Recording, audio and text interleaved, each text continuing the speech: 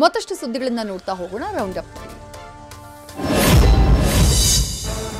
ಲಕ್ಷಾಂತರ ಬೆಲೆ ಬಾಳುವ ಬೈಕ್ ಕೇವಲ 50,000ಕ್ಕೆ ಮಾರಾಟ ಮಾಡೋ ಗ್ಯಾಂಗನ್ನ ಬೈಯಪ್ಪನಹಳ್ಳಿ ಪೊಲೀಸರು ಬಂಧಿಸಿದ್ದಾರೆ.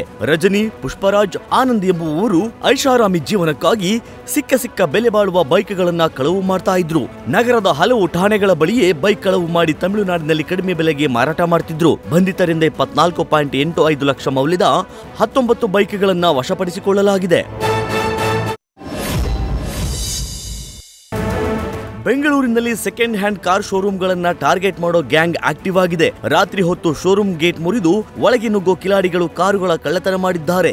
20ನೇ ತಾರೀಕು ದೇವೇಗೌಡ ಪೆಟ್ರೋಲ್ ಬಂಕ್ ಸಮೀಪ 2 ಕಾರು ಕಳ್ಳತನ ಮಾಡಿದ್ದಾರೆ. ಕಳ್ಳರ ಕೈಚಳಕ ಸಿಸಿಟಿವಿಯಲ್ಲಿ ಸೆರೆಯಾಗಿದ್ದು ಬನಶಂಕರಿ ಪೊಲೀಸ್ ಠಾಣೆಯಲ್ಲಿ ಪ್ರಕರಣ ದಾಖಲಾಗಿದೆ. ವ್ಯಕ್ತಿಯೋರ್ವ ಸಂಕಷ್ಟದಲ್ಲಿ ಇರೋದಾಗಿ ಅಂಗಡಿ ಮಾಲೀಕನಿಗೆ ನಂಬಿಸಿ ಹಣ ಪಡೆದು ವಂಚಿಸಿರುವ ಘಟನೆ ದೇವನಹಳ್ಳಿಯಲ್ಲಿ ನಡೆದಿದೆ. ರೋಹಿತ್ ಎಂಬಾತ 49,500 ರೂಪಾಯಿ ನೀಡಿದ್ರೆ 50,000 ಆನ್ಲೈನ್ ಪೇ ಮಾಡೋದಾಗಿ ನಂಬಿಸಿ ಹಣ ಪಡೆದಿದ್ದಾನೆ. ಬಳಿಕ ಅಂಗಡಿಯವನಿಗೆ ನಕಲಿ ಆಪ್ ಮೂಲಕ ಹಣ ಪಾವತಿಸಿರುವುದಾಗಿ ತೋರಿಸಿ ಯಾಮಾರಿಸಿದ್ದಾನೆ. ಸದ್ಯ ಅಂಗಡಿ ಮಾಲೀಕನ ದೂರಿನನ್ವಯ ಆರೋಪಿಯನ್ನ ದೇವನಹಳ್ಳಿ ಪೊಲೀಸರು ಬಂಧಿಸಿದ್ದಾರೆ.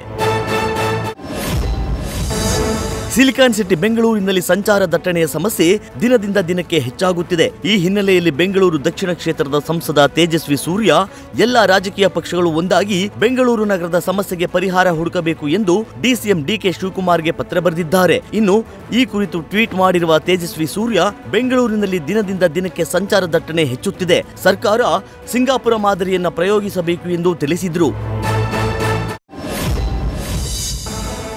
ಕಳೆದ 4 ವರ್ಷಗಳಿಗೆ ಹೋಲಿಸಿದರೆ ಈ ವರ್ಷ ಪಿಯುಸಿ ಕಾಲೇಜುಗಳಲ್ಲಿ ದಾಖಲಾತಿ ಗಣನೀಯ ಏರಿಕೆಯಾಗಿದೆ ಎನ್ನೋ ಮಾಹಿತಿ ಇದೆ. ಎಸ್ಎಸ್ಎಲ್ಸಿ ಹಾಗೂ ಪಿಯುಸಿಗೆ 3 ಪರೀಕ್ಷೆಗಳನ್ನು ನಡೆಸಲು ಸರ್ಕಾರ ತೀರ್ಮಾನ ಮಾಡಿದ ಬೆನ್ನಲ್ಲೇ ಈ ಬೆಳವಣಿಗೆಯಾಗಿದೆ. ಈಗಾಗಲೇ ಪ್ರಕಟವಾದ 2 ಪರೀಕ್ಷೆಗಳ ಫಲಿತಾಂಶಗಳೊಂದಿಗೆ ರಾಜ್ಯದಾದ್ಯಂತ ಪೂರ್ವ ವಿಶ್ವವಿದ್ಯಾನಿಲಯ ಕಾಲೇಜುಗಳಲ್ಲಿ 3 ಸ್ಟ್ರೀಮ್ಗಳಲ್ಲಿ ಒಟ್ಟು 7,21,643 ವಿದ್ಯಾರ್ಥಿಗಳು ಪ್ರವೇಶ ಪಡೆದಿದ್ದಾರೆ.